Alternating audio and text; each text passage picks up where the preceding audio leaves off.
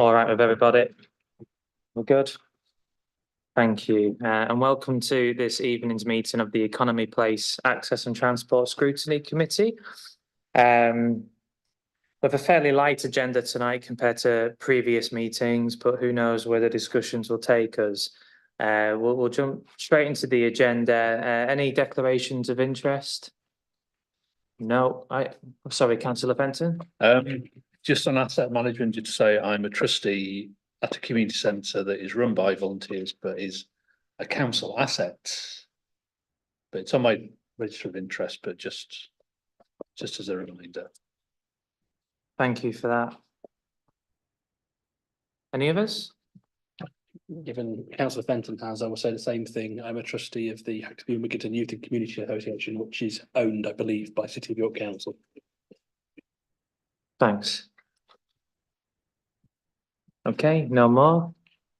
Right, which takes us to the minutes of the previous meeting. I'm happy to approve them. There is still an outstanding action on this letter that we agreed to send to every single candidate under the sun and the relevant government minister regarding waterworks and drainage. That will be done, and a draft will be shared with colleagues on this committee. But outside of that, I've got nothing really to say about those minutes, unless colleagues have. Councillor Hook? Yeah, unfortunately, I wasn't that well, so I didn't come to the meeting, and it was a disappointment because I really wanted to come to that meeting because it's so crucial for rural West York. But one of the things I thought we were going to discuss was to have Yorkshire Water here, so we could ask about the sewage and about the sewage drains coming out of properties and what they were going to do to renew them, because on flat areas, there's an awful lot of TFIs. And that didn't seem to have cropped up at all. No, you're right. This was touched on briefly at the last meeting. I thought they were invited, and they weren't. This is an issue that's being picked up by scrutiny chairs collectively. There is a, how do I word it? Procedure, lack of clarity on who does those invites. And it's something that we need to iron out across the board. That's the best way I'll word it. But I hear you, and it was a shame. I mean, it was still a useful and detailed discussion. But hopefully we can get them to us in the future. It is a very important issue. Councillor Stewart. Just on the letter going out, wouldn't it presumably now quite tricky for it to go out, given obviously all the things that are stopped with PERDA? A letter from a council committee to would-be candidates would seem an obvious one that would be stopped. So would we not have to probably make do with just the government minister, who I'm sure is eagerly awaiting the letter? I honestly don't know, Councillor Stewart. I would imagine if it's worded in such a way, it might be passable, but I mean, I can look into it. Can I just note that we don't use the term PERDA, we say the pre-election period sensitivity, because PERDA has some quite serious connotations. Thanks, Councillor Nelson. Councillor Stewart, I'll look into that. Fair point. Anything else, colleagues? No. Okay. Right. Well, in that case, I'll sign the minutes.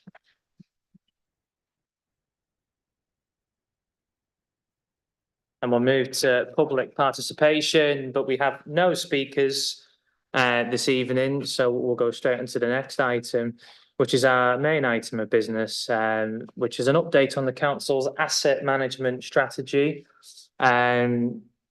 Officers and executive member, as we do all reports like this, if you want to give an opening spiel, introduce yourselves, but we'll take it as read at the same time, and then we'll go into questions, comments from members, if that's okay.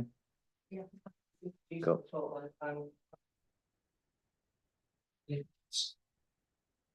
Tracy Carter, Director of Housing, Economy and Regeneration and Property, which doesn't get a look in on my job title, but asset management is also my responsibility.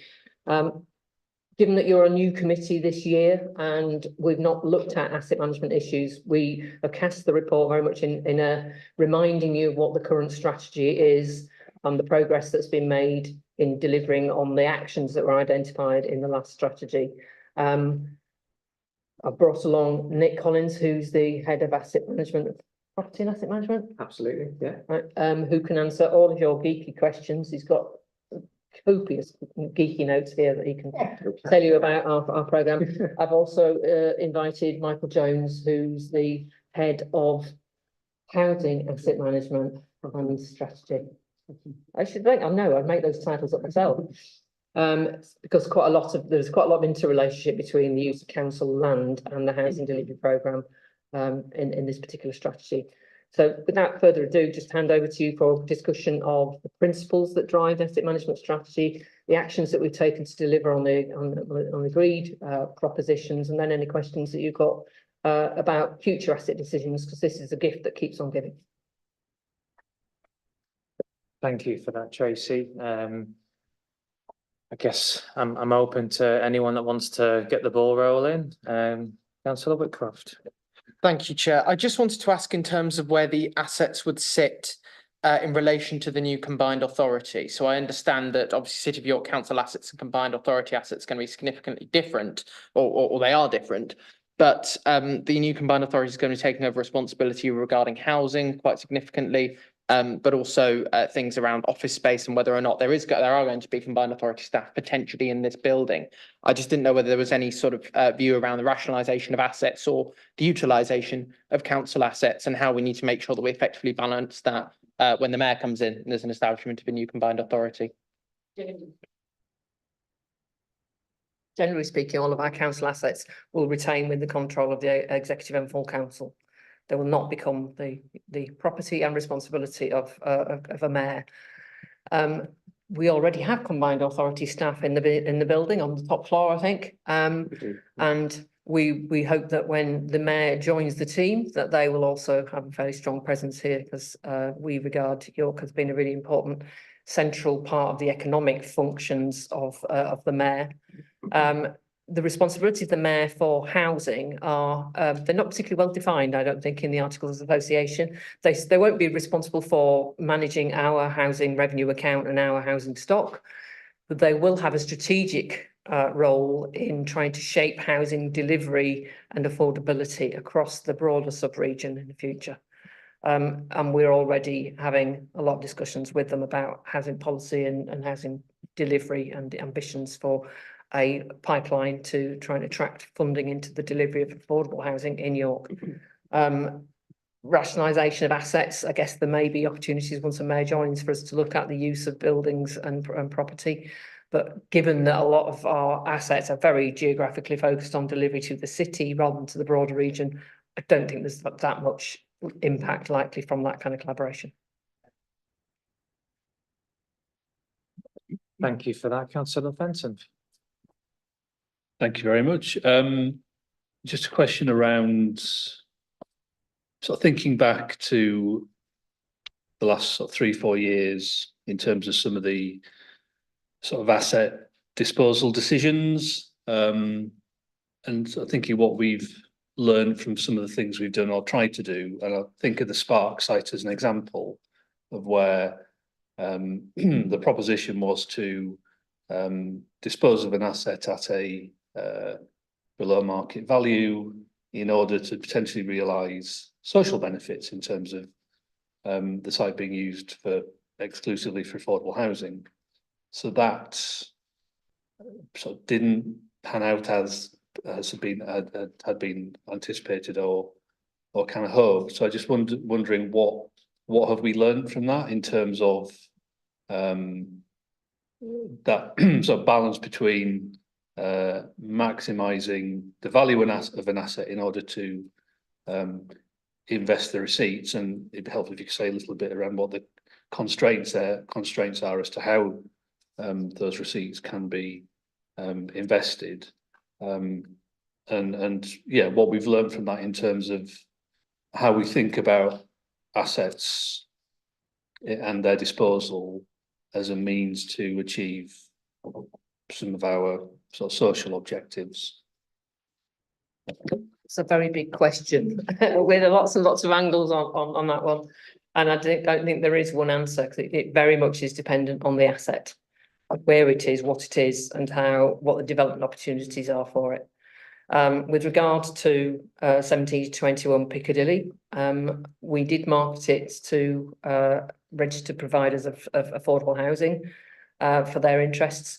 We got some interest back, but it was very limited, wasn't it, Michael? Yeah. I think the lesson we've learned from that is that city centre affordable housing projects are pretty difficult to get away. That site we know to be difficult and constrained. And just asking RPs to step into the fray where, you know, we could develop it out for affordable housing. The reason we didn't was that it was very difficult to make it financially stack up. RPs are no different from us in that if it doesn't stack up, it's not going to necessarily be attractive to them. And they need bigger opportunities to go out to be able to consider their investment in the city. So I'm going to hand over to Michael, so it's not just me talking to you, to talk about what we've done since then.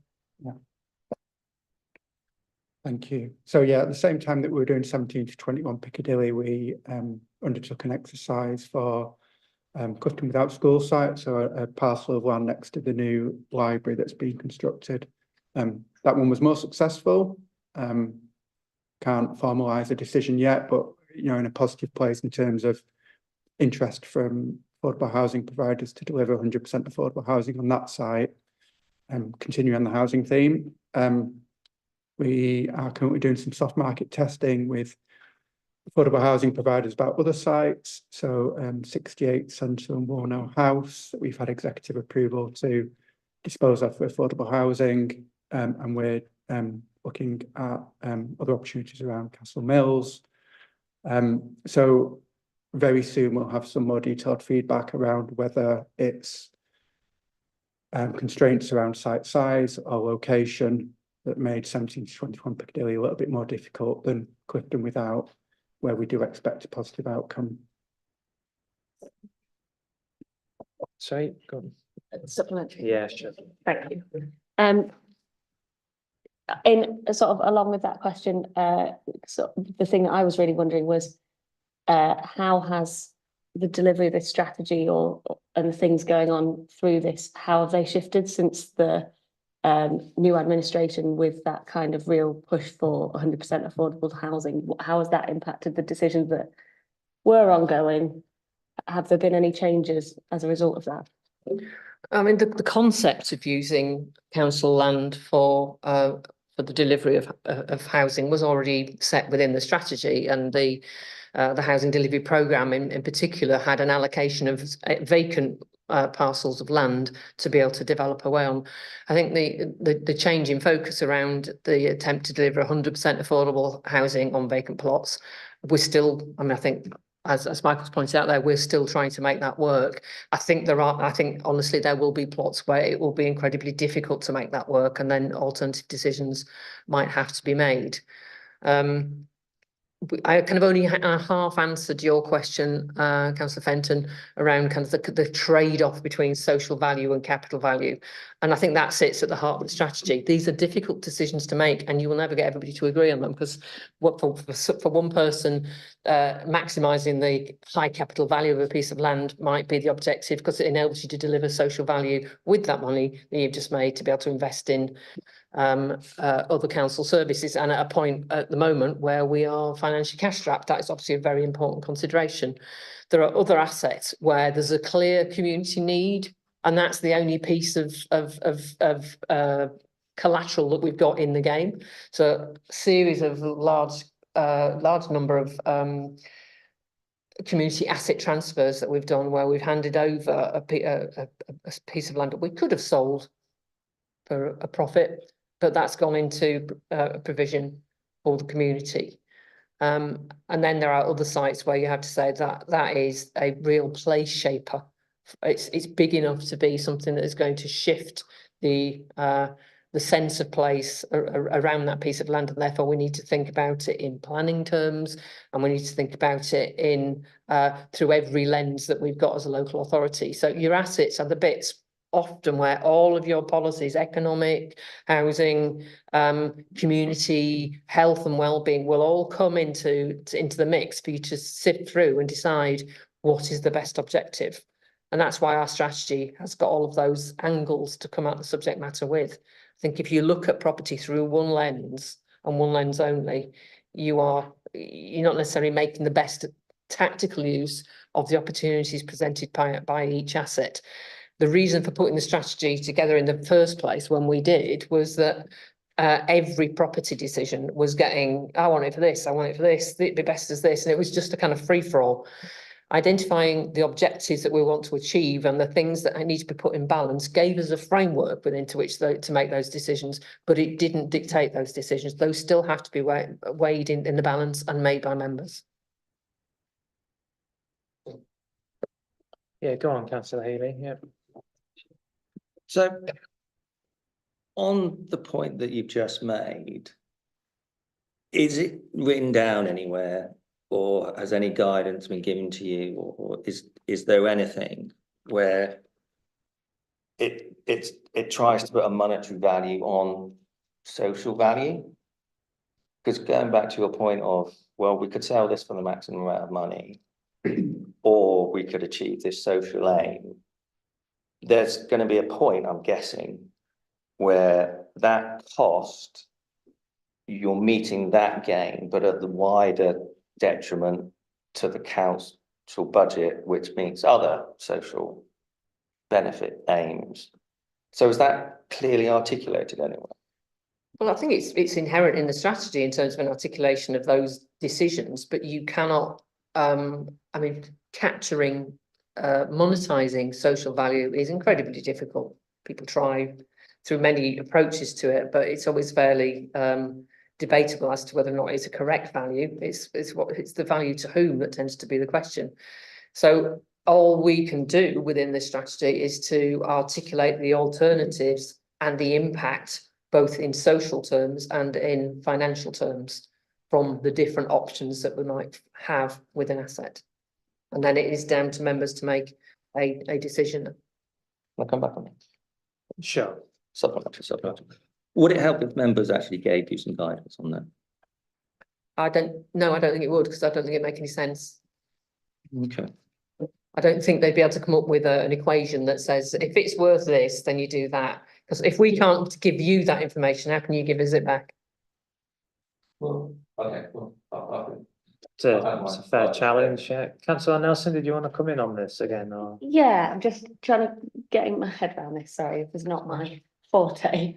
But would we expect this strategy to shift somewhat then? Because as you said, this strategy is weighing up kind of all of the different drivers and the different kind of things that have to be taken into account. But actually, if there is a clear driver coming from the executive in with like a, you know, actually this matters more than those other things in the way that we want to see it balanced, is that going to have an impact on this strategy in terms of those kind of clear? I mean, if the executive wanted to pass a different strategy that said, we're only going to use it for one purpose, that's it, don't worry about the rest, it'll sort itself out, then that would lead to different sets of decisions. But whilst we've got this strategy, and I've not been asked by the executive member to revisit this strategy. I'm not suggesting you have.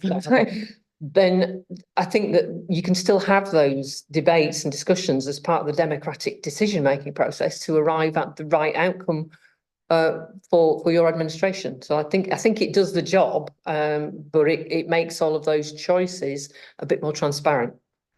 Thank you. I feel like that makes sense. Councillor Lomas?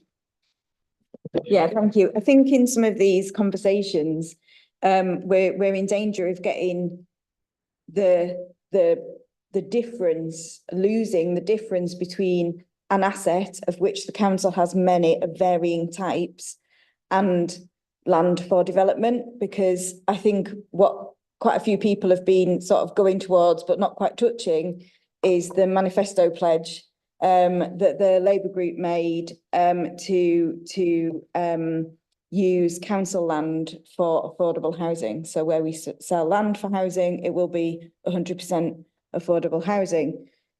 But not all of our assets are land for development.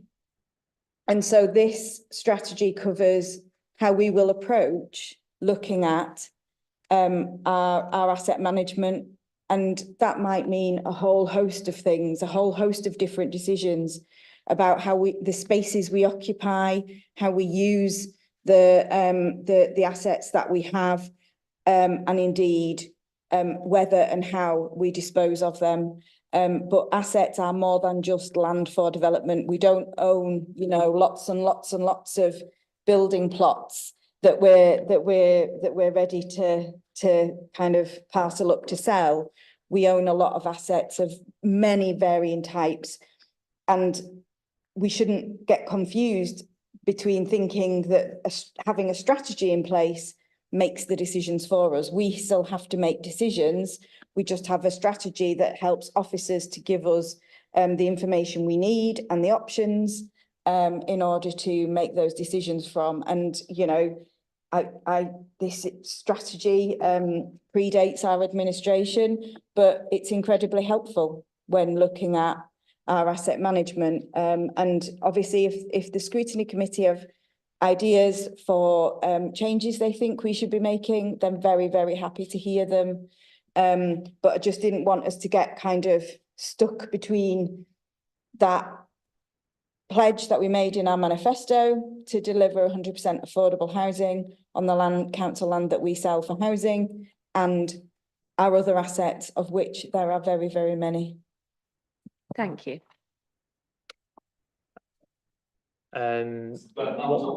Yeah, one moment. Councillor Whitcroft, was yours a supplementary? Okay, I'll add you to the longer list then. Go on, Councillor Healy. Thank you. Sorry. So, just so I'm clear then, the commitment that the Labour manifesto is 100% affordable land plus buildings for residential development, or not residential development? It has to be a patch of land. Well, if you have a building on a piece of land that could be residential, is that included or excluded from the policy? Or does it have to be a patch of land? Councillor Lomas. The pledge is 100% affordable housing on council land. So when we sell land for development, it will be sold for 100% affordable housing. That I can't say it any clearer than that. We do have many assets.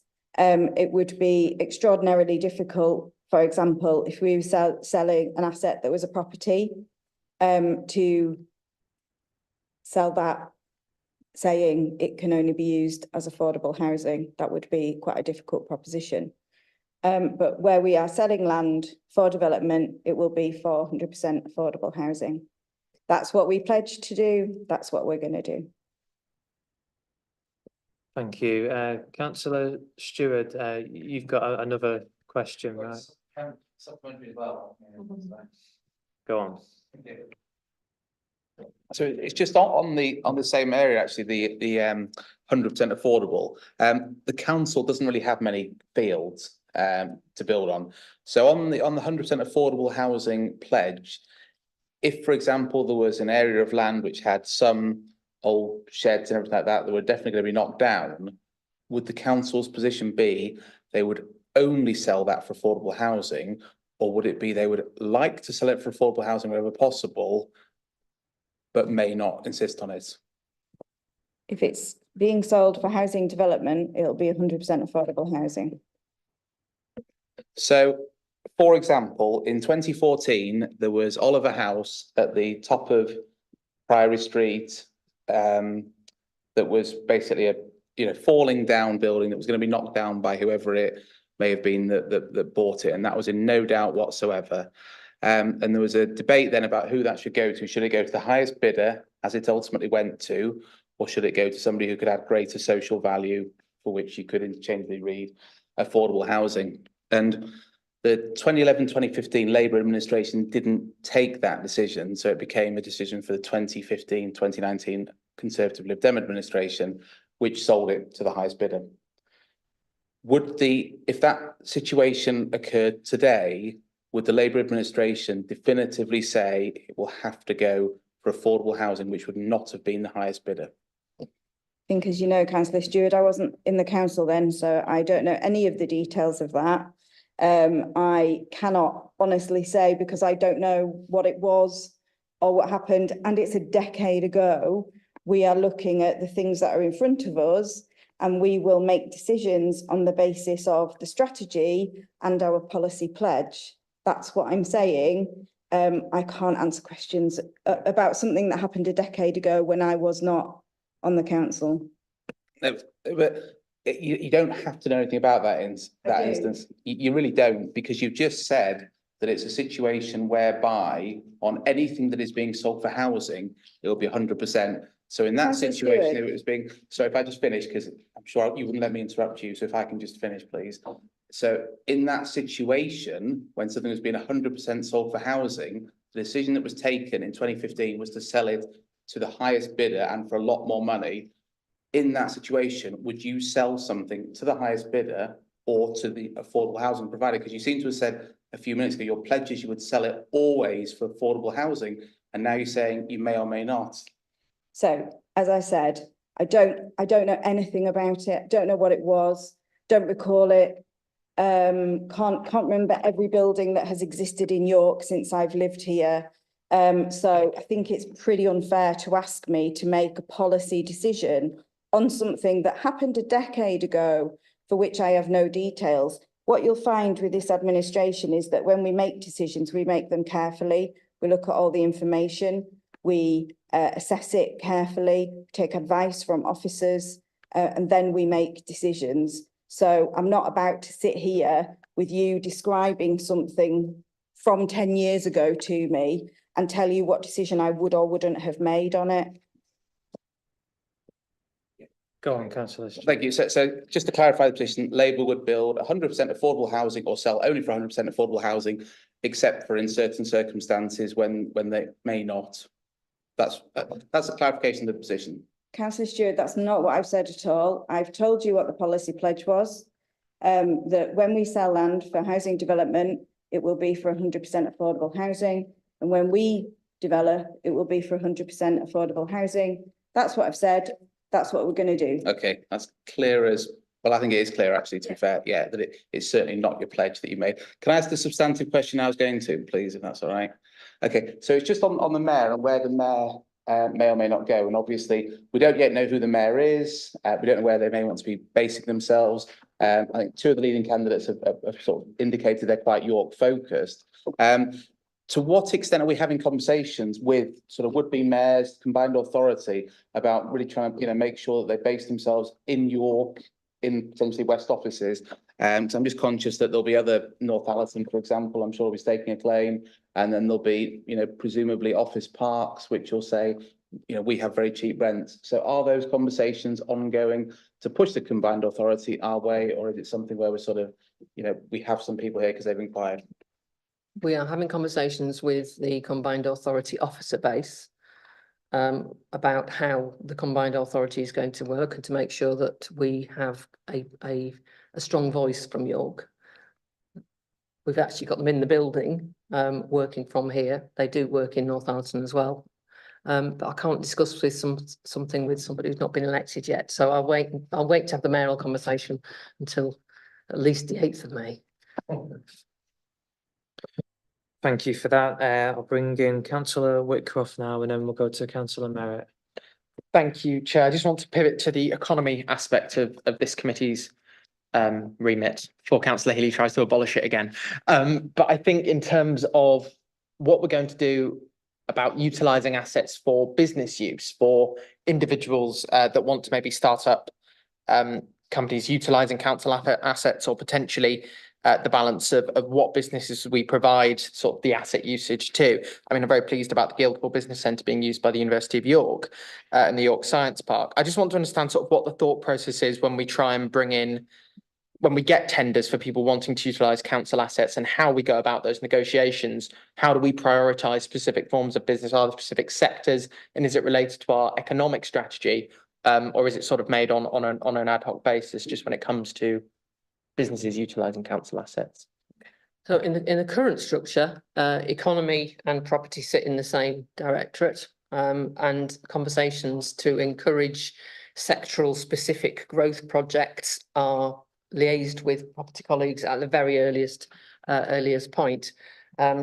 Nick can come in and tell you in a bit more detail about our our commercial estate, which supports businesses in the city. We are the provider of both startup spaces and growth spaces, and some fairly extensive office provision as well. We are probably one of the larger commercial landlords within the city, and we play an important part in that as a result of that. But we're always on the lookout for new opportunities.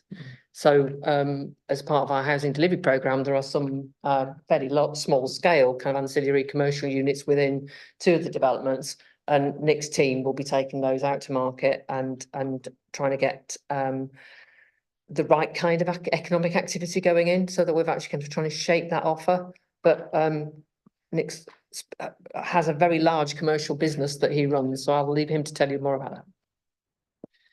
Yeah, hi, that's a really good question, actually. I mean, it's worth me just talking a little bit about the stats of the commercial property portfolio that we've got.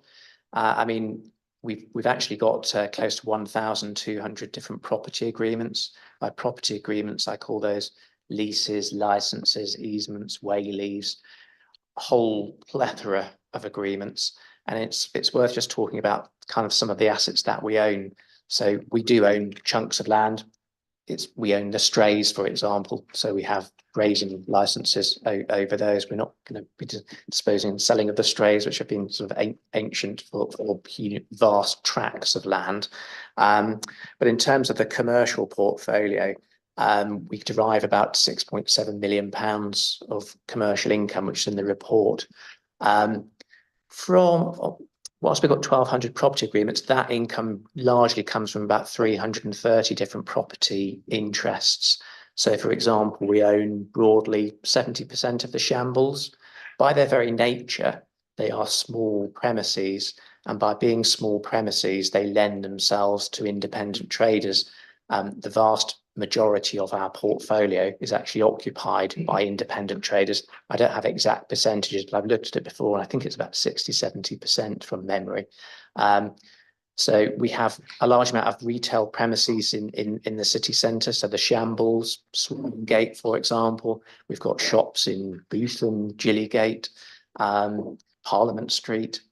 In terms of office premises, we've obviously got where we're sitting in here, West offices, and you can see we've got LNER who've moved in recently.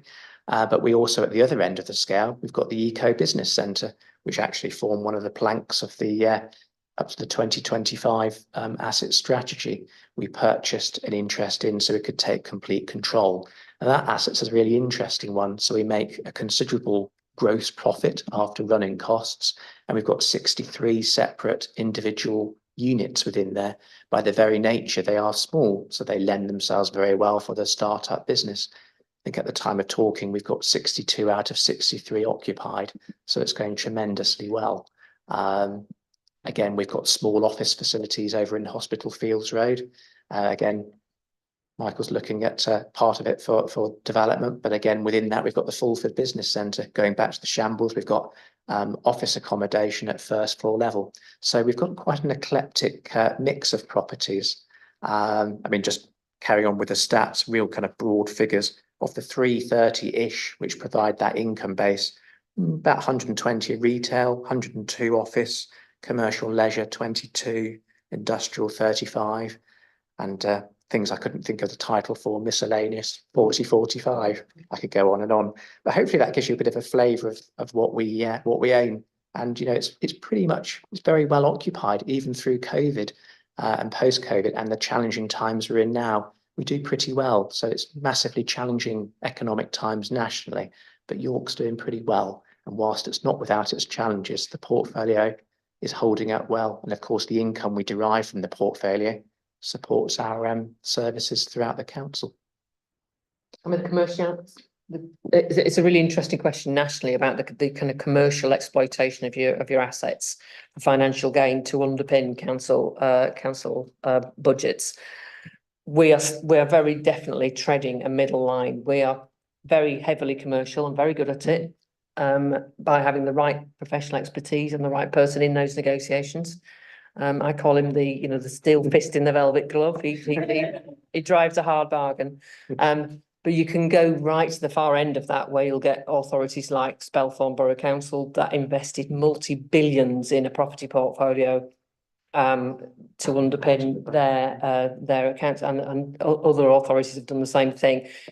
Rules and regulations in SIPFA guidance have been tightened to constrain that around the purpose of those investments to protect the profile of the council budget. It's got to be in commensurate with your council budgets. We have limited borrowing capacity because of the size of our budgets in order to invest in future developments. And the financial situation we're in at the moment means that that's kind of highly unlikely that we'd be bringing forward those propositions, but they are possible. We could acquire an interest and do something around small business development on York Central or elsewhere. Those are possibilities for the future. It's just you've got to make the maths work for you so that you can afford to. You're not going to increase the risk profile for the council's finances. I was going to add a point, actually, as Tracy mentioned Spelthorne. So you've probably read in the press, there's a lot of councils, Spelthorne, Slough, Portsmouth, they've invested off-piste, so they've actually bought property out of their area. So in York, we've always invested in York, with obviously the benefits that that brings. Thank you for all of that. Did you have anything to come back on, Councillor Whitcroft? I mean, I've got a supplementary, and I think Councillor Healy has. Okay. Yours is a new one. All right, thank you. I mean, clearly there's a lot of good work going on, and I think that gets lost. We look at the city centre occupation figures, and we do better than national. Most of the council ones are occupied, I believe. I'm curious to know more about the council-owned units, whether it's city centre or around the city, commercial units that aren't occupied, and what particular units they are, what the issues and the hold-ups are relating to them. Because I'm guessing we've got a number, albeit not a huge number. You able to share more on that? Absolutely. Well, the good thing is we don't actually have a huge amount of them, so I shan't be talking for too long. But with so many assets that we own, naturally you are going to, by the very sort of cyclical nature of properties, you will get vacancies, and they range in every shape or form. Sadly, we've had tenants who move on literally, and unfortunately move on upstairs, and we get deal with probate. I don't mean the third floor, the highest floor. And we deal with probate issues, which is, you know, unfortunate, but that is life. So we're dealing with those sorts of situations. We deal with situations where businesses don't actually work too well. So when businesses go into voluntary administration and liquidation, so there's the whole debt recovery piece. Most of the properties are pretty successful, so we don't have to deal with that. But again, with that number, you are always dealing with something different. I mean, in terms of the vacancies that we've got at the moment, we've got the Guildhall restaurant. We're seeking another lessee on that one. We did have offers previously on that. Obviously, as I mentioned before, we've had a massive national economic crunch, where we did actually have some interest that fell away, rising costs of operation, etc. But we're out looking for another tenant there. We've got a unit over at the stadium with various restrictions on that particular unit. That is an historic one which came off the back of the stadium development and was part of the kind of development appraisal, if you like. But there are limitations as to what we can do within that, because we ourselves are not the owner of that unit. We lease it from the pension fund, and within the agreement that was negotiated, we can only use it for certain things. Again, with commercial leisure, challenging times, but we're seeing movement in that. The ground floor units over in that development, which are not ours, talking with the pension funds agents, are moving, which is good news. In terms of other space, as I say, very, very limited. We have more space here at West offices. So we're obviously working with potential interested parties. As I said before, we've been successful in getting LNER into our building. They've moved just from Skeldergate up here. And then we've got Active Travel, who also moved post-COVID as well. But apart from that, we've got a few office suites, quite frankly, which are available at the moment. We always generally have shops. You might see sort of in the local paper, we'll see people sort of moving in and moving out. But at the moment, pretty confident all of our shops are either occupied or under offer. We do, I'm not going to go into the detailed specifics, obviously in a public meeting, but we do have one premises which is empty, but legally there is still a tenant in there, but actually we've got that under offer as well, but I won't go into specifics. So it's actually looking pretty reasonable. We can always, there was always going to be a few units, as I've mentioned, and it'd be great to get everything 100% let, but I think to assume everything's going to be always 100% let would be quite optimistic. You're always going to get something changing. Thank you for that, much appreciated. On my main list of questions, I think I've got Councillor Merritt, then Councillor Pearson, then Councillor Healy. Thank you all for your patience.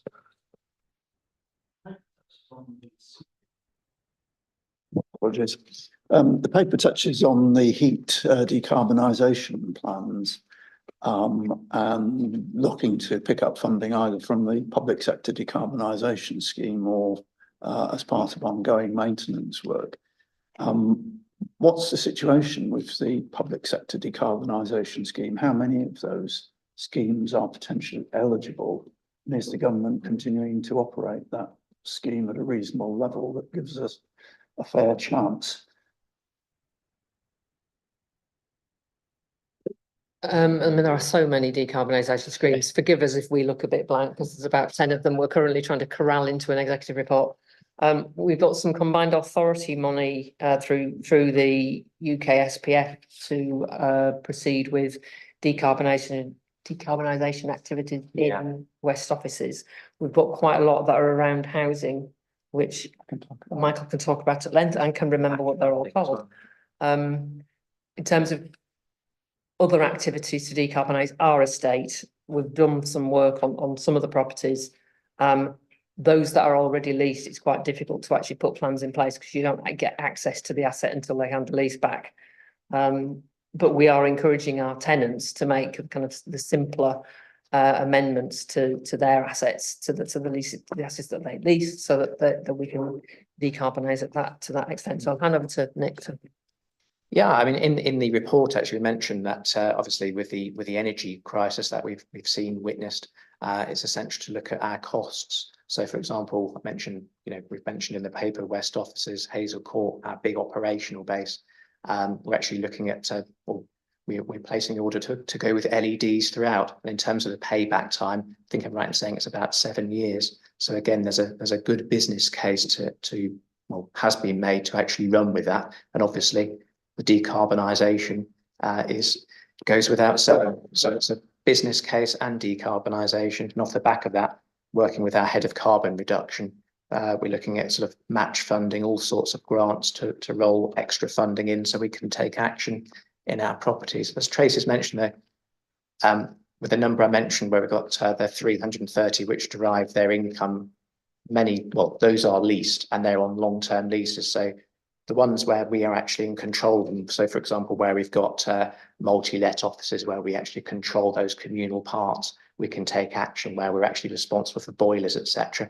But for example, if you've got a shop in the Shambles, which might have a 20-year lease, you are then limited to what you can do because the tenant's responsibilities govern that property for that period. But as we say, we're always encouraging tenants to actually decarbonise, and there's usually a business case behind it as well, which makes full sense for them doing it. Got a supplementary from Councillor Nelson.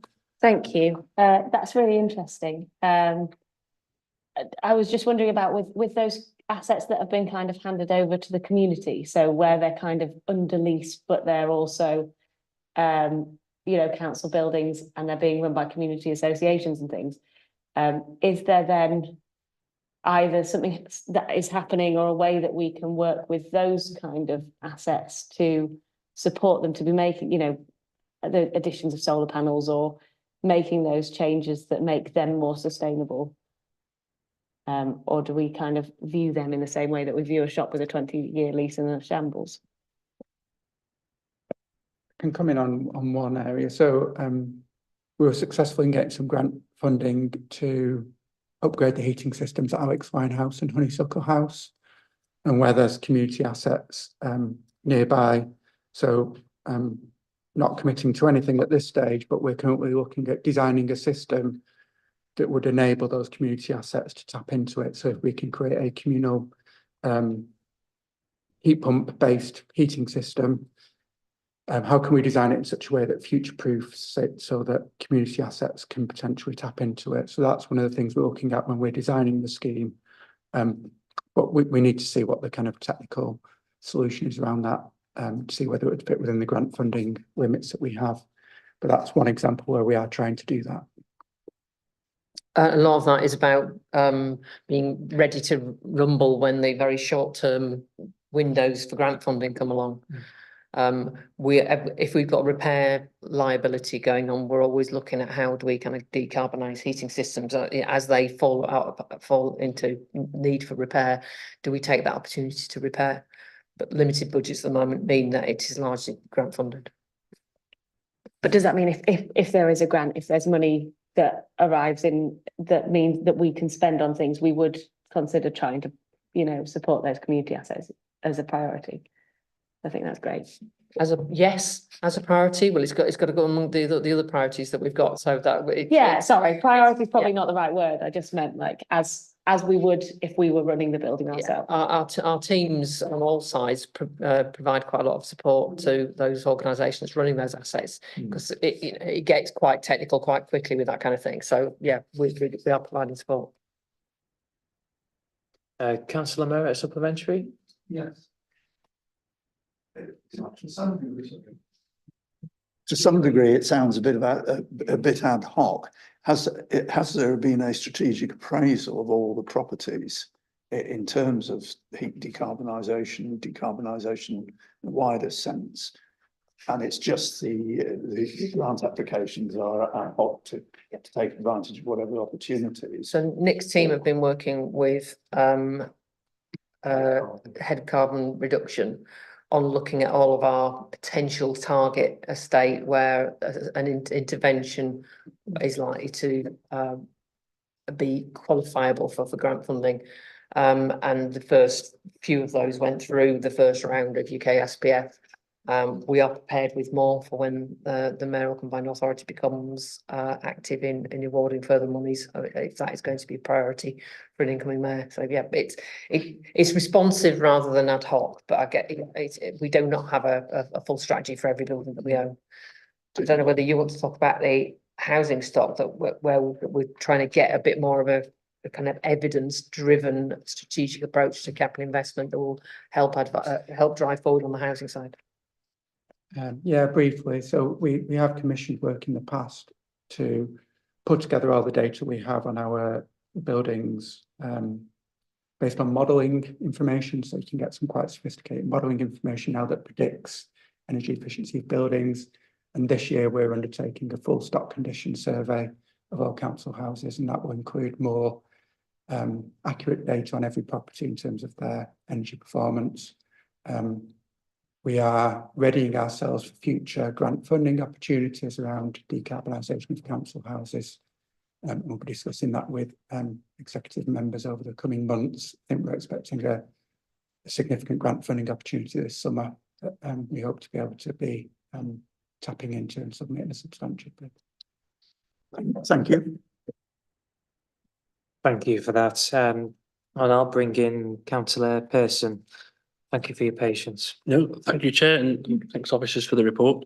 I have a rather particular question about page 14 of the report, which talks around Haxby Hall. So, being a bit selfish, if I may, talk about my ward again, as usual. But it talks around the ambulance station, and there's been a 7-year clause there about wanting to acquire that land were it to come for sale. I suppose my question is, what happens after those 7 years? Because at the moment, the hall is being built, and it's being built around the ambulance station. So what would be the purpose of buying that land, I suppose, in the next 7 years, if it were to come up for sale? And after that point, what then happens? Is it just... Sorry. Trying to kind of recall back, I've slept a few times since then.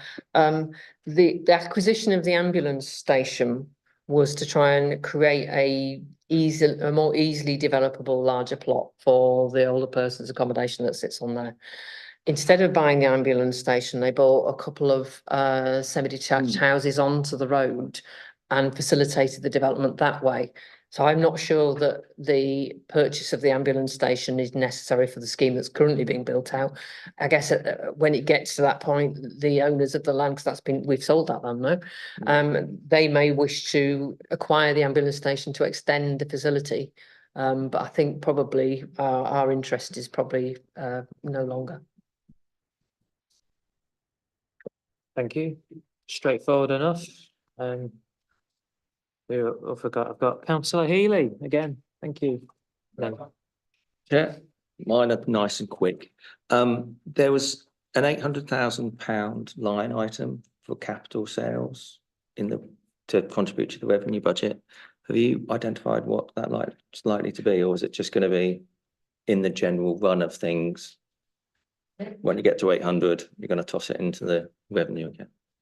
Yeah, so we currently got a couple of herdsmen's cottages on the market, for example, which is in the paper. So they're being marketed through Ashton's. So they're on the market for £400,000 each. So we will see what interest we get for those, for example.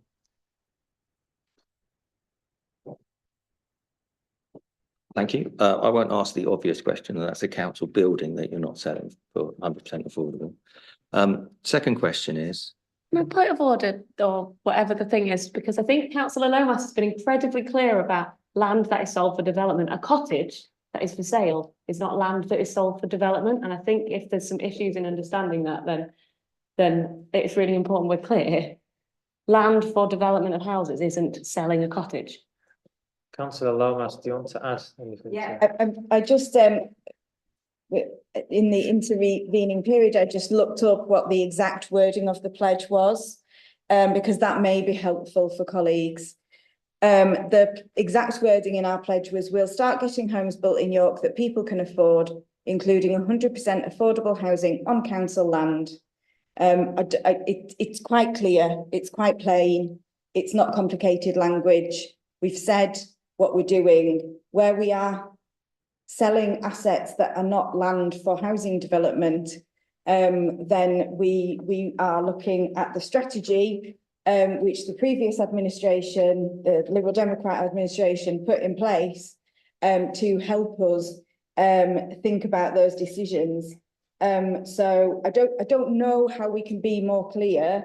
The pledge was very clear. The way we've talked about it since has been very clear. We're delivering 100% affordable housing on council land. We're delivering 100% truly affordable housing through the housing delivery programme. It's all happening. So essentially, you're just wasting time by carrying on trying to find cracks in that, because we have been clear about it. And you know, you can say as much as you like, but we are not going to expect somebody to tear down perfectly good properties to build affordable housing on. If we are selling properties for people to live in, then we're selling properties for people to live in. We're selling our assets. We have to do that because of cuts to council funding. We're not breaking our pledge. We're continuing with our pledge. Thanks, Councillor Lomas. Councillor Healy, I'm guessing you had a question that was coming at the end of that. I mean, No, I don't want us to turn into move on now that it is now clear. On that point. Yeah, I'm happy because I'm going to move on to a totally separate point. as in a brand new question, not a supplementary. Brand new question. Right, well, you go back to the bottom of the That's queue then. Cool. Councillor Stewart. Actually, yeah, I do find the executive members' attitude to scrutiny unusual. I'll leave it at that. But on the point about the 100% affordable housing pledge, that's either stuck to or it's not. And you say it's as clear as can possibly be. Earlier in the meeting, a few minutes ago, you said, well, it is as clear as can possibly be, but obviously we'll take into account all the factors and we weigh up all the best value. So you either have a situation where it's as per your policy that it will always be 100% affordable housing when the council's selling land, or you have circumstances where that may not be the case. Is it one or is it two? Because you've covered both options. I think I was referring there to your hypothetical question about something that happened 10 years ago. And I said that if such a decision was put in front of us, we'd look at all the information, we'd take advice from officers, and we'd consider our policy position before making a decision on it. And I wasn't prepared to make an on the hoof decision about something that happened 10 years ago, of which I have no detail of in front of me, because that's not the way we make decisions. Okay, well, I don't think this cell was done as an on. Colleagues, But I just think it's important, Chair, because it's not whether it's good or bad to have a policy. It's just literally the English language that you either have a policy where that's 100%. Councillor Stewart, Brilliant. look, my issue tonight is going around in circles, and I do not want to do that. Now, Isn't the point of scrutiny to get answers on questions? And I appreciate Councillor Lomas feels we're wasting her time. No, but no, on no, no, something no, like no, that, no. It is a Can- policy or it's not a policy. Councillor Stewart, my point is, I think this back and forth has been had at least twice now in this meeting. We can keep doing it 10, 11, 12 times, we'll get nowhere. You can either take what's been said in scrutiny and use it as you wish, and the executive member can do the very same thing, or we can continue to have the same conversation over and over again. Do you have a new question? If you don't, I'll move on to the list, because otherwise we'll be here all night. I'm quite aware that scrutiny is to scrutinise, but I don't think that's what's going on here anymore. It absolutely is. There is a policy which is the policy, or there isn't. And it's quite binary. It's the English language. I mean, if you don't want to stick to Okay. and clarify which it is, then that's absolutely fine. Councillor Stewart, I'll move on to the remaining list of people waiting to ask questions, because I'm not going round in circles. Which begs the question, who is next? Councillor Merritt, did you put your hand up? Was it a supplementary? Oh, okay, fire away. Right. I just wanted to ask about our non-commercial assets, the green spaces and other little derelict spaces that we acquired in some of the older parts of the city where the old housing was knocked down. We redeveloped it with slightly different layouts, and you've got funny little corners behind terraced houses and other things. Have we? What's our policy on those? Have we looked at whether they can be sensibly offered either for disposal, or if they are nominated as green spaces, are we able to look at perhaps more beneficial use of those? Perhaps offered as allotments, or offered for groups like Edible York, others to make beneficial use of, rather than just sort of weed strewn areas, collecting rubbish and the rest of it that some of those spaces currently do. A general question about very specific circumstances. It's quite a difficult one to answer. We are always open to discussions with community groups who may want to start using some of those pieces of unused land. Often they're not smart, they're not big enough for an allotment or any kind of formal use. It's whether or not someone can make it look nicer and feel more part of a community. And that depends on the appetite within the community to do that. So we're always open to those discussions. In terms of infill housing, to where there's an opportunity to put a house in, we've done a bit of looking at some of our housing estates. Some of the ones that were built in the 1960s were quite dominated by garages. Surprise, surprise. The work needed to kind of reshape those places to be able to put different units is quite difficult. We've looked at that in the Groves and around Willow House. I'm going to ask Michael to talk about that one a bit more. Yeah, so specifically on the garage courts, so they're included in the stock condition survey we're doing this year. So when we have that information, kind of autumn, winter time, we'll understand that if we want to keep those as garages, what it will cost us to maintain them. We can combine that with the information we have around usage. So in some parts of the city, our garage courts are very popular. In other parts of the city, they're less popular. And I expect we'll bring forward a series of options around future use of garage courts, whether it's for things like electric charging, whether it's for gardens, whether it's for housing development, whether it's for biodiversity. It's a whole host of potential options. We have built out some of our more developable garage courts. So some of you that have been around a little bit longer will remember we had a programme of garage court affordable housing developments 10 years or so ago, and most of the developable ones are developed, I would say. Yeah, so that's a plan of action for this coming year in terms of the garage courts. Councillor Merritt, are you good with that? I can't tell if you were gearing up for a comeback there. I'm waiting for an identification of a certain spot. I'll follow up individual ones with yourself, but I'm, you know, because I represented the other side of the city centre previously, I am conscious that there aren't quite a number in some of the wards centrally. Why the question about green spaces in terms of biodiversity?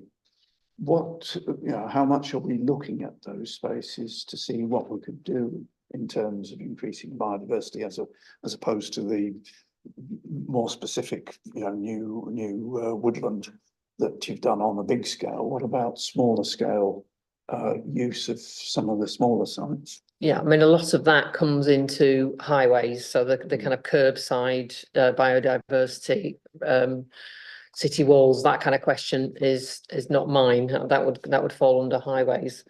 Ahead of carbon reduction. Yeah, the head of carbon reduction will come to us with, you know, requests for there's this spot of land that we could do X, Y, Z with. It's not something as part of our kind of commercial portfolio that we particularly focus on. But it's just like open to discussion with other officers about when ideas come forward. And on that, if I may, I've got your supplementary, Councillor Nelson, but in that scenario, let's say someone comes forward with an idea that would support or enhance biodiversity on a council asset, and next to that is also an idea that might, I don't know, generate 100k of a capital receipt. How does that trade-off work? Or would you simply say over to the executive member? Is that, do you get see what I'm coming Yeah, if it's a disposal decision, generally speaking, unless it's really, really minor, if it's a little bit of, you know, curb line, then it's within officer delegations. But anything where there's a community impact or a value decision between financial and social value is going to come through the executive decision-making process, and all of those things will be weighed in the balance. Thank you, Councillor Nelson. Thank you. Just off the back of Councillor Merritt's question, if there is a specific site, I can think of one in my ward straight away that I've been trying to kind of figure out how, like, it, you know, it's a council asset, it's not being used, it could have allotments on it, or it could potentially be, you know, used for something positive. What would the process, is there a kind of process in place for that, or what would what role would you see councillors playing in? Councillor Lomas. I think I know what you're talking about, Councillor Nelson, and I think on that particular one, we're already having discussions around it, so I'd encourage you to talk to me about it. But I think if any councillors have, you know, those kind of corners, big verges, there's a couple in my ward where it's just a weird big verge that exists for no apparent reason, and it's just about the way that the road is being laid out or whatever. Then please do talk to us if you've got ideas for community use of those assets. You know, we're really keen to make the public space work for the communities. So please do talk to us about it, and we're really keen to find ways to do that. Because, you know, there are all these funny little pockets, aren't there, all over the place. I mean, sometimes the unfortunate covenants or its status as highway or what utilities are buried under the ground will be quite limiting to what, you know, what might seem like a good idea isn't always possible, but it's always worth asking the question, isn't it? Thank you.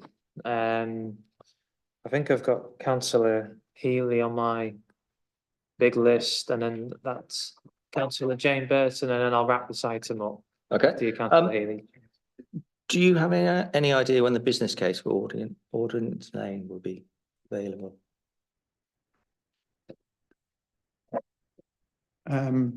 I think the expectation is it'll be relatively soon, so our approval from executive allows us to tender the project. So the revised scheme is currently with planning. Once we have confidence that we're going to obtain planning permission, fingers crossed, we'll be in a position to tender. So the plan is that once the tender exercise is completed and we've got a firm price, that will bring a business case back to executive. We're hopeful it'll be this year. Oh, this year? Okay, wouldn't say quite soon. When you work in housing development quite soon. Yeah. It's procurement quite soon, you know. Thanks for that. Councillor Jane Burton. I've just got some very short questions, they're a bit random. I just wondered, business rates, who is liable for those? Is it the landlord or is it the council, or is it the tenant who's renting the property? And how do you deal with people who are falling behind? Okay, so this will depend on the terms of the lease, but generally speaking, when you lease a property, the liability for business rates will go with that particular tenant. If it's vacant, business rates are the liability of the landlord because there's nobody else to be there. However, I'm not a business rates expert because we've got a whole department who deal with this sort of thing. If a property is listed, then generally speaking, you are not liable for business rates. Right. And in terms, I think your last question was, what do we do with people who are behind on their business rates? That's one for the business rates department. Right. Okay. And who Sorry, values? Councillor Burton. Supplementary, Yeah. Councillor Stewart? Yeah. Oh, I will come back No, to no, you. Don't worry. okay. Sorry, because that was very interesting. Roughly what proportion of businesses then, or buildings are listed so they'd be exempt from business rate? Do you know, or can you find that out? And I suppose thinking partly CYC properties, but also generally across the city. No, they're only exempt from business rates when they're vacant. So yeah. I don't know. Planning would have the list of listed building consents. There is a list as to which buildings are listed, and I think I'm right in saying it's either Historic England or English Heritage on their website. So you can have a look at that. I couldn't tell you how many properties are listed in terms of council ownership, but quite a few, given the locations. You should find the listing list. That'd be a good one. Okay. About 1,500, but Thank you for that, Councillor Jane Burton, once again. Right. And then before you rent out the properties, who actually values them? Do you value them in the house, or do you have a mixture of independent and in-house? Yeah, it's a really good question, actually. So we have an in-house set of valuation surveyors, which I head up, and we obviously have the expertise, so I'd like to think we have, as to what the value of each and every property is. However, we do have limitations where it is a specialist area, or for example, some properties will have potentially different uses. We do call on external agents in particular spheres where we think it's appropriate, and obviously we liaise with our executive member over such things. And on major disposal decisions, we'll get an external independent valuation so that we can't be accused of either not doing our job properly or deliberately not doing our job properly. So it's that the Green Book assessment of all that is done through an independent valuation. All right, great, thank you. Final question now. Sure. I think it's probably to you. Survey of housing that's going on. It's the whole of the social housing stock, and every property is being assessed. Is that So right? every council house, every garage court, and our gypsy and traveller accommodation. Right. So every council house resident is encouraged to book an appointment with the surveyors who come around their properties and do a kind of full survey of condition. I think in the past it was like 10%, wasn't it? Is this the first full one of all property? Yeah, so the one that we've used in the most recent past, I think, is about 7 years old now, and that had that was 100% of the external fabric of the building. I think about 17 or 18% of the internals. We've decided that that's not robust enough for our investment planning. So yeah, we've commissioned a 100% survey.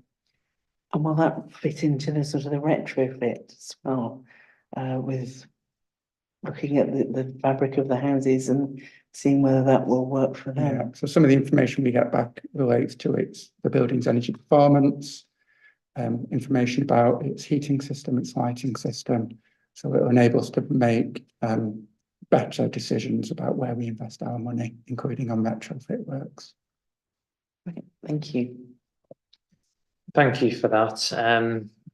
I'll bring this item to an end now because we've spent over 1 hour on it and we've gone through quite a bit. Grateful for officers' time and the executive member and to colleagues too around the table. We normally look at recommendations and I'm open to hearing recommendations if any colleagues have any. For a change, I don't have any to mind, which will be to everyone's relief. But I'm open to ideas. Councillor Fenton. It's a non-controversial recommendation. Careful. I remember when we've previously discussed asset strategy, we talked about how can councillors find out which council assets exist in their wards, and I think a sort of handy guide was sent around in terms of how you can make use of the map function on the intranet, where you can tick relevant boxes and it will show you the property terrier, so you can see what those council land assets are in your ward. It might be useful to recommend that that's recirculated amongst councils, so that if anyone is interested in, it's quite interesting to see. Well, I didn't know the council owned that piece of land. Just to have a sense of the extent of the council's land and asset ownership in each ward. I mean, sounds good to me. Councillor Pearson was. I was just going to say happy to second that proposal. Yeah, if, Well, I'm not sensing dissent across the table. I do that. Cool, thank you. I'm not seeing any other hands, so we will wrap this item up now. Thank you very much. Enjoy the rest of your evenings. And then to committee members, we're almost there. Brings us to the work plan item. Minor sort of admin points. Colleagues might recall that we did discuss at the end of the last meeting, rejigging the plan for the April committee to fit in the task and finish report. That is still the case. The document's just not been updated. But that brings me to a question, which is, colleagues on that task and finish group, do we think we can hit April? Are we still all right? Okay, well, clarity is valuable. It's proven to be quite a more involved piece of work than we anticipated, shockingly enough, because every person we speak to tells us we only need to speak to another person, so we're speaking to lots of people. I'd like to think we could have maybe a kind of an update report, just letting members know where we've got to and what work is yet to happen or is in train. Yeah, if that would be appropriate. I mean, the only sort of possible negative, and it's not really a negative given that we've already got space on the agenda for it, is that it's going to be a busy night anyway. So I guess what I'm trying to say is there'd be no pressure to bring an update report from my end, but if your group felt like you could do it and it was worthwhile, and you did send it through, then we could come at it on the agenda in April. But I'm sure colleagues would agree we'd much rather you take another month or even 2 months to have a better piece of work, if that's what it takes. Councillor Stewart? Yeah, I mean, where we are at the moment is we've vastly increased our knowledge, haven't we, of dial and ride schemes, vastly. So we know a great deal. And then obviously, as Councillor Fenton said, we're still increasing our knowledge. It's then the more tricky thing about how we recommend that relates to York. Yeah. And that's the harder one, but I think we'd certainly rather have something really good than, you know, because obviously with Downright having ceased, we hopefully want to get something going again. And for that to happen, that's quite a big jump. So a few weeks would look trivial in terms of that greater sort of prize, I would think. Sure. Thank you. Councillor Pearson. I was just going to suggest, I mean, if it's not too much work, I don't want to add any extra work, but perhaps a very brief email to members of the committee with who's been spoken to and what next steps are, but not wanting to add any extra pressures. Thank you. Councillor Healy. 25th of April, I believe. The 21st of May. Thank you. This will be all in the corporate calendar that was approved at full council. I'm guessing. Yeah, so that was, it was before this was published. And I think loads of email invites have been sent out. Okay, so with that in mind, I'm minded to stick to the work plan as currently anticipated. There's a scrutiny chairs meeting later this week where I'm sure work planning will be discussed, and be good for the committee to get heads together again like we did last summer about how to spend our year of business, whoever that committee is. Councillor Nelson. I just wanted to Don't work like that. Go on. what happened? No, nothing, honestly, it's never mind. It's cool. I just wanted to float again, something that I've mentioned before when we've talked about task and finish groups, about something around the installation of fibre cables things. I am really keen that we look at it in more detail, and have previously suggested a task and finish group, but I haven't filled in the template. But I'm also aware that realistically, I'm not going to be in a position to take part in a task and finish group starting a month, in a month in the future, and potentially going on for several months. And I think there is a really big piece of work there to be done. So I just want to keep it alive somehow on our radar, because the more that you talk about issues around the installation of these fibre cables, the more it seems to me that this may be a really widespread issue that affects all of our wards. Yeah, I mean, the issue is very much alive. I mean, it's certainly not dead from my perspective. It's just a case of, there's lots and lots of great ideas for task and finish groups. It's who's going to put the work into doing. Councillor Stewart. Just to clarify, I mean, obviously we've got the meeting in April. Are we then going to be sort of setting in April our work plan for next year, or is that in May? Because my thought is that we might be making the next year a more dramatic break than it needs to be. I mean, obviously, you sort of freaked the committee out a bit at the last meeting. We thought you may not be the chair, which is obviously a horrendous prospect. But leaving that aside, I mean, I'm guessing we're not going to see a massive upheaval in the number of members of the committee that we've got. And so for me, I think we took a while to get going this time. We had the 2 meetings to discuss what we're going to look at. And I'm just conscious of some of the things I think we could have been doing. And the one thing that sort of essentially stands out to me the most is on some of the transport stuff, where there's been a lot happening in transport. And we, for example, saw with the outer ring road dualling, a vast amount of people that came to give their views, and for me, a vast amount of views that can be considered, and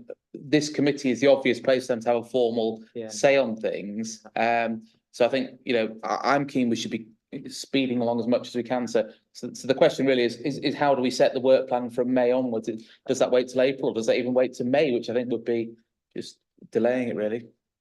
I mean, look, I'm inclined to agree. If we can get on with that much sooner, I'd happily do that. I mean, we could give more time. We could give time in the April committee to a meaningful discussion on work planning. I've never really been in this position in terms of timeline before. But Councillor Fenton, might you have anything to add on work planning process expectations? So the council's constitution, which we're all familiar with, sets out the expectation that there will be at the beginning of the municipal year an informal meeting of the committee with relevant senior officers and executive members to do a bit of a horizon scan in terms of areas where there are decisions imminent in which the committee can have some pre-decision input, or issues that are perhaps not where there isn't an imminent decision, but there is sort of interest in Scrutiny doing some work to add some value in addition to all of the the stuff we do in terms of noting things, although there's less of that on this committee than on others. Yeah, I think, and I don't really mind what format we do have that conversation in, whether it's an informal sort of batting ideas around with officers and executive members, or whether we do that, have that discussion in a public meeting setting. I think there were benefits in us having sort of that informal meeting last year, but I'm not, even though the Constitution kind of suggests it, I'm not wedded to it. Whatever format is most effective in terms of identifying issues where we can have some meaningful input, that's got to be the priority. If I may, I'll come to you in a second, Councillor Healy. With that in mind, why don't we say we have some unallocated items anyway on the work plan document. There's been a number of items that we've looked at over the last year where we've said it'd be good to hear more about this in a year's time, whatever. I'll go back over them. So for the April committee meeting, we can have a provisional next 6 months to 12 months plan that will be capital P provisional, open to be shaped.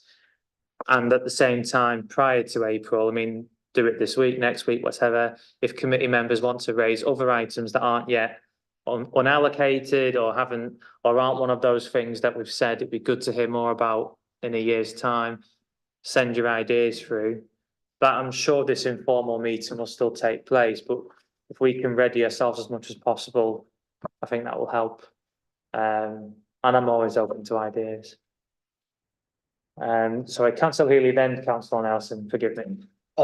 If we could make it a public meeting, because the public might want us to look into something. Well, I get the point, Councillor Healy, and the public will have the chance to, as they do every single scrutiny committee, look at the draft provisional work plan that is absolutely open to people's ideas. There's no hiding it. I've just put an idea forward there that the public will be able to see in April that won't be finalised pending everybody's feedback. But if the council arrange informal work planning meetings with officers around the table that could add value, we should still make use of that. So there's no hiding. Yeah, well, no one will miss out. I'm sure the room in April will be packed and Zoom will be fully loaded. Yeah. Councillor Nelson? Thank you, and apologies, Councillor Healy. I was only going to say, but the public can't participate in the meeting after you get past public participation anyway. That was my mouth working before my brain had finished. Sorry, I'll follow you. Oh, no, what I was actually going to, well, that was just an aside. What I was actually going to say is, I just wanted to second what Councillor Stewart raised earlier, because I think there is going to be a really big piece of work for Scrutiny to do around the dualling of the ring road, because within the planning process, we were very limited by the planning process itself. And there are a lot of conversations, if anyone wants to go back and have a look at that planning meeting, around this will work as long as these other things are in place, as long as we're making sure that certain decisions are being made in the city, as long as the right signposting, as long as, so there's a lot of stuff within the council's gift that that was not within the planning process that has to be right in order for all of that to work as best it can. Yeah.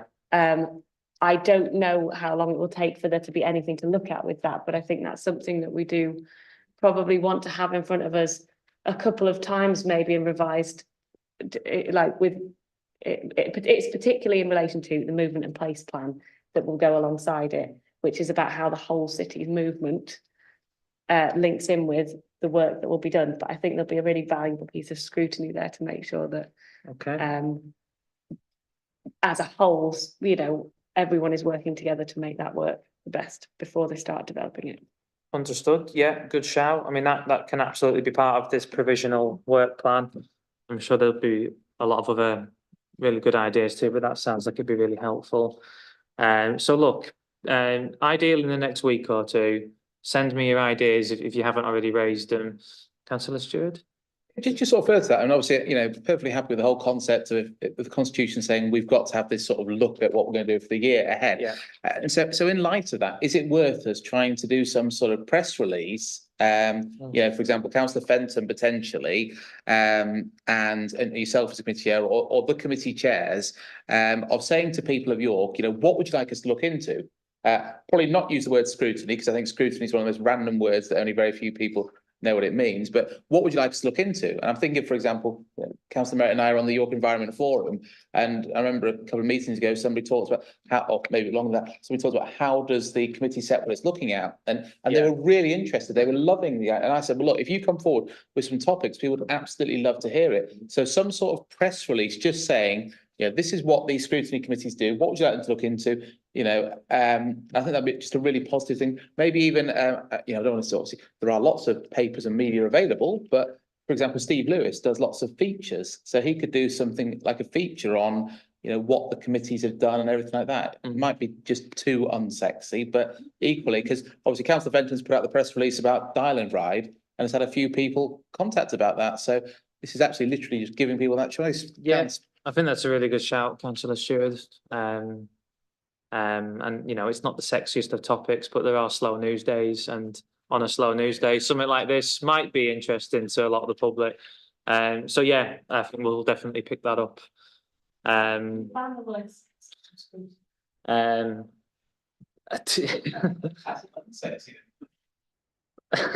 know how to respond to that. Look, we'll wrap that item up. I think we're in a clear enough place. Councillor Pearson, go on. Sorry, Chair, there are two things I'd really like on the plan for next year. Sure. One thing is there's meant to be a vision about buses, and I've totally forgotten what it's called, but we've been asked by government to submit this long-term vision for the bus improvement plan.